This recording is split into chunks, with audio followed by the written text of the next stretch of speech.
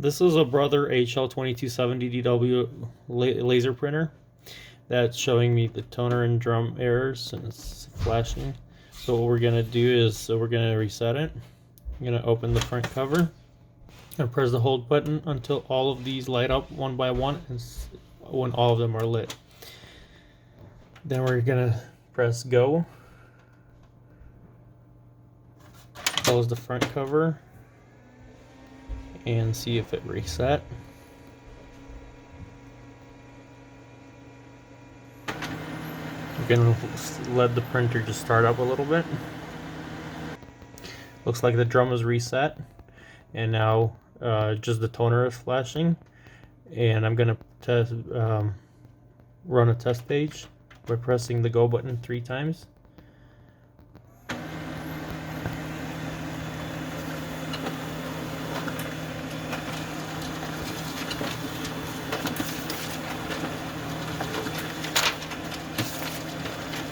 And on the second page, this is what it shows us. The drum is reset to 100%.